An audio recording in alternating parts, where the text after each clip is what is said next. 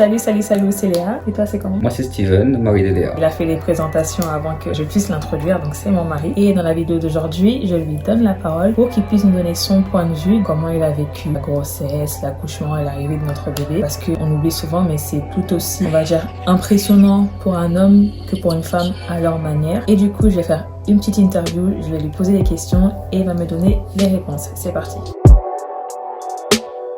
Première question pour toi. Comment tu t'es sentie par rapport à mes symptômes et principalement de me voir vomir tous les jours? Pour être honnête, ça a été vraiment, moi qui ai vécu ça directement, parce que entre les amis et moi, tout le monde parlait de ça vaguement, de l'accouchement et le vivre, c'est tout à fait deux choses différentes en fait. Et honnêtement, ça m'a fait un peu de la peine de pouvoir te voir vomir, et surtout le plus douloureux dans tout ça, c'est de devoir subir en fait toutes ces choses-là et ne pas pouvoir, t'aider lorsque tu vomis.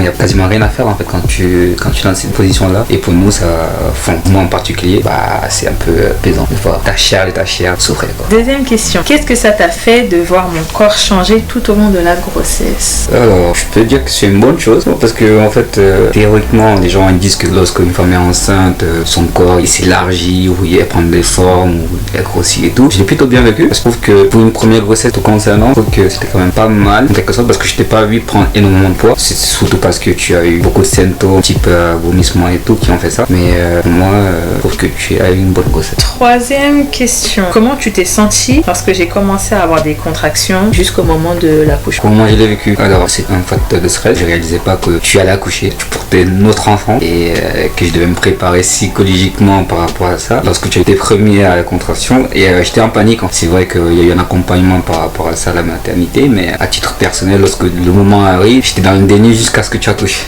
Jusqu'à ce que je vois que vraiment là tu es en train d'accoucher en fait. C'était long. Et donc pour moi le déni il s'est arrêté là. Comme j'ai dit, j'étais en panique parce que je savais pas trop quoi faire. Dieu merci, on est tombé en une très bonne maternité qui a su nous encadrer par rapport à ça. Parenthèse, c'était la maternité des Lilas dans le 93, pour celles qui habitent dans le 93. Ouais. Très bonne philosophie, très bon principe, personnel à l'écoute et bienveillant. Dieu merci, on a eu un très bon encadrement par rapport à ça. Je les en suis très reconnaissant par rapport à ça aussi. Par rapport au travail, pareil, tout va tout ordre de la gauche à droite. Ça me faisait de la peine, mais j'étais déformé parce que voilà, je pouvais rien faire par rapport à ça. Ça me fait beaucoup de la peine de te voir dans ces comme ça en fait. Et Dieu a fait grâce derrière, c'est le plus important. Quatrième question, qu'est-ce que ça t'a fait de rencontrer ton bébé? Je t'avoue que c'est un moment unique, parce que tu vois le ventre de ta femme s'est développé pendant 9 mois. Tu vois comment le ventre il bouge avec des mouvements et tout. Et quand tu vois l'être en lui-même sortir et être là, c'est vraiment un moment unique que je souhaite à toute personne. C'est un moment unique parce que tu te dis que voilà, c'est un assemblage de deux personnes, d'une femme que tu aimes, et ce qui a donné ça. J'en remercie encore le Seigneur aujourd'hui. Alors, cinquième question, comment tu as vécu le retour à la maison, notamment sur la question des nuits et du sommeil? Pour moi, j'estime que les 2-3 premiers mois, ça a été les plus difficiles. Peut-être que pour toi, ça a duré un petit peu plus longtemps. Comment ça s'est passé? Alors pour moi, au-delà du bonheur en soi que procure la venue d'un enfant dans un couple, pour être honnête, c'était super dur. Plutôt pour toi et pour moi aussi, parce que... Oui, aujourd'hui on parle de toi, c'est pas moi. Oui, d'accord, j'en conviens. Ok, y a pas de souci. Oui. Bon, pour un titre personnel, c'était vraiment compliqué. C'était vraiment compliqué. Moi qui aime le sommeil, moi qui aime le sommeil, qui aime la paix quand je dors, quand j'entends les bruits autour de moi, donc ça le fait pas du tout. Encore plus la nuit. Franchement, passer ces 2-3 mois, on m'a dit tendus, m'a forgé, parce que voilà, c'était pas facile. C'est vrai que j'ai été habitué par le passé dans mes expériences professionnelles à travailler de nuit, à sacrifier mon sommeil, et je me rendais pas compte de la nécessité du sommeil aussi, que la venue de l'enfant aussi. Je me suis dit que non, ça allait bien se passer. Les 2 premiers mois, on allait jongler, on allait pouvoir y remédier, mais c'était pas si facile que ça, à la fois pour toi que pour moi, et c'était dur. Honnêtement, c'était dur. C'est le seul mot que je pourrais dire, que c'était vraiment dur dans les débuts, parce que l'enfant pleurait, il fallait jouer. Je me rappelle encore cette nuit là où nous deux on a craqué et tout, parce que l'enfant elle pleurait, on savait pas quoi faire. Toi tu m'as lancé le bébé comme ça, j'ai dit, mais je t'ai regardé comme une folle. Je me suis dit, merde, qu'est-ce qu'elle a encore de faire? Je balance mon enfant comme ça au sol. Dis pas au sol, dis pas jeter mon enfant au sol. C'était pas au sol, mais on appelle les services sociaux quoi. Non, mais plus sérieusement parlant, c'est quand tu vas lancer le bébé, j'ai senti que Ouais, j'étais en mode craquage et moi c'est moi l'homme, je ne pouvais pas me permettre aussi de craquer en même temps que toi aussi, donc je comprenais parfaitement que toi c'était pas facile et que voilà, il fallait vraiment que je donne du mien aussi. J'ai senti que c'était pas facile, ça n'allait pas facile, être parent c'est pas facile du tout, parce que par le passé mes parents me parlaient aussi de que la paternité et la maternité, ou du moins être parent c'est pas facile, mais quand tu le vis de toi-même, tu te rends vraiment compte que c'est pas si facile que ça, la venue de l'enfant. Et oui, au-delà des nuits blanches, au-delà des pleurs, en fait c'est tout un système qui se met en place que tu dois t'adapter et pouvoir franchement cette nuit-là m'a marqué jusqu'à présent et c'est pas si évident, et vraiment je remercie à toutes les femmes qui donnent naissance aux enfants. Dieu nous a fait grâce d'un don et content que tu aies donné naissance à notre fille. C'est marrant, mine de rien. C'est drôle, hein. Ouais.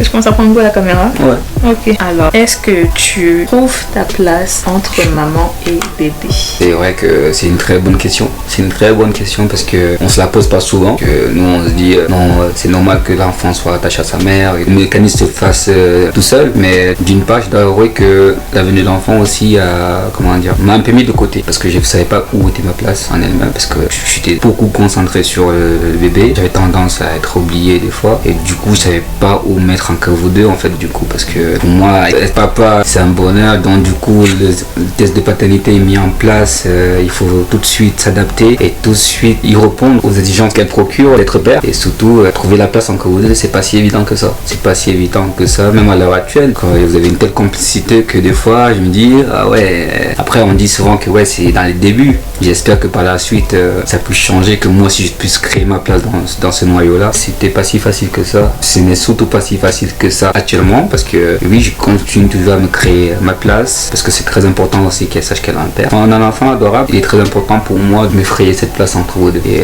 c'est à moi aussi de mettre du mien. Donc c'est vrai que je suis pas très souvent là avec mes activités sportives et j'essaie de faire le maximum pour pouvoir être là. Bon, si vous cherchez un coach, les coachs sportifs. Coach sportif, en forme, comment on dit, préparateur physique. Est-ce que tu t'es senti ou te sens encore déprimé des fois? Oui, je me sens déprimé pour deux raisons. Encore?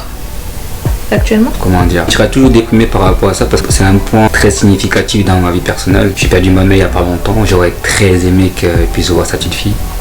C'est mon principal chagrin en fait. Le deuxième point, au-delà de la disparition de ma mère qui n'a pas pu assister à la naissance de sa petite fille, il y a aussi toi. Je me sens déprimé parce que c'était une préparation, l'accouchement je parle, c'est une préparation psychologique qui force, qui développe un autre caractère chez nous les hommes par rapport à les femmes, et toi en particulier, parce que je me posais cette question à chaque fois, est-ce que j'étais à la hauteur de ton accompagnement pour ta grossesse, est-ce que j'étais suffisamment là? C'est vrai que c'est une question que j'étais jamais posée, est-ce que tu m'as trouvé à la hauteur de ton attente vis-à-vis de moi par rapport à l'accouchement? Je me dis peu de fois que oui. Enfin, j'ai l'impression que je t'ai délaissé un peu. C'est ce côté-là qui me déprime un peu. Pour l'accouchement? Pour l'accouchement et... ouais, pour l'accouchement. Pour l'accouchement?